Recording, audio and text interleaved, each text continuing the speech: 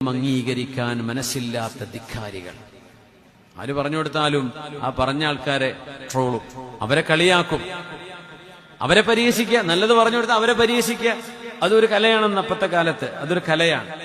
ആർക്കും ആരെയും ഉപദേശിക്കേണ്ട എന്ന് തോന്നുന്ന ഒരു കാലം. മുസ്ലിമീങ്ങളോടാണ് ഞാൻ പറയണത്. അതുകൊണ്ട് ഇത് പ്രത്യേകിച്ച് മനസ്സിലാക്കിയ വേറൊന്നും കത്തിമോലെടുത്ത് വരാൻ നിൽക്കണ്ട. ഞാൻ എന്റെ സമൂഹത്തോടാ പറയണത്. നമുക്കൊരു ഡിസിപ്ലിൻ വേണം.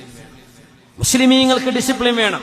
മുസ്ലിം നാമം വെച്ചിട്ട് ID ഉണ്ടാക്കി ഇൻസ്റ്റഗ്രാമിലും ഫേസ്ബുക്കിലും സോഷ്യൽ മീഡിയയിലും ടിക്ടോക്കിലും എവിടൊക്കെയാണോ, യൂട്യൂബിലാണോ മുസ്ലിം ഉമ്മത്തിന്റെ പ്രതിനിധികളായി മനസ്സിലാക്കപ്പെടാൻ ഇടയുള്ളവർ, അവർ ഒരു ഡിസിപ്ലിൻ, ഒരു manner, some etiquettes should be followed.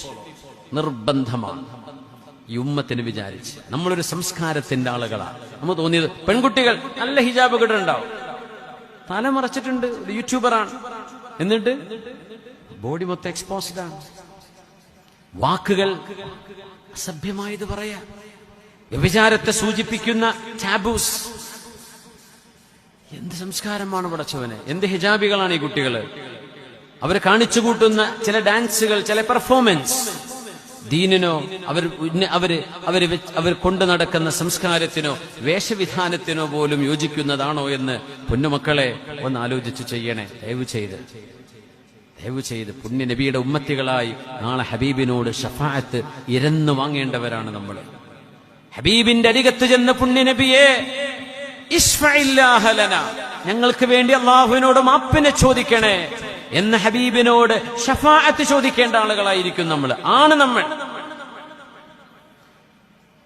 ഇന്നഹു ലൻ യുദ്ഖില അഹദകുമുൽ ജന്നത അമലുഹു,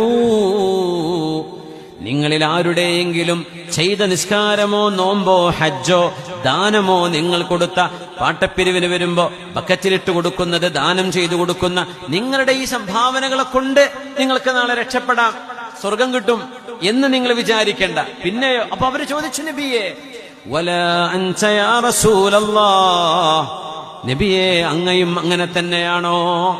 പറഞ്ഞു, വലാ അന ഇല്ലാ അൻ യതഗമ്മദനി അല്ലാഹു ബിറഹ്മതിഹി, അല്ലാഹുവിന്റെ കാരുണ്യം കൊണ്ട് എന്നെ അങ്ങ് പൊതിഞ്ഞാലല്ലാതെ എനിക്കും എന്റെ കർമ്മങ്ങളെ കൊണ്ട് രക്ഷപ്പെടുക സാധ്യമല്ല. പിന്നെയോ?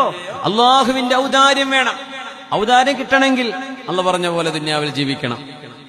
അതിന് ദാനം ചെയ്യണം, നിസ്കരിക്കണം, മറ്റുള്ളവരെ സഹായിക്കണം, സമൂഹത്തെ സേവിക്കണം, ഇൽമിനും അമലിനും പ്രാധാന്യം കൊടുക്കണം. അത് ചെയ്യുന്നിടത്തെ അല്ലാഹുവിന്റെ ഔദാര്യം ലഭിക്കും. നമ്മുടെ കർമ്മങ്ങളെ കൊണ്ട് രക്ഷപ്പെടുക സാധ്യമല്ലെന്നാണ്. സുബ്ഹാനല്ലാഹ്. അല്ലാഹു സുബ്ഹാനഹു വ തആല റബ്ബുൽ ഇസ്സത്തായ അല്ലാഹുവിന്റെ ഔദാര്യം കൊണ്ട് അല്ലാഹു നമ്മളെ രക്ഷപ്പെടുത്തട്ടെ. ഹബീബിന്റെ ശഫാഅത്ത് നമ്മൾ ചോദിച്ച് യാചിച്ചു വാങ്ങിക്കേണ്ടവരാണ്. ആ പേര് വെച്ച് നടക്കുമ്പോഴേ. അതുകൊണ്ട്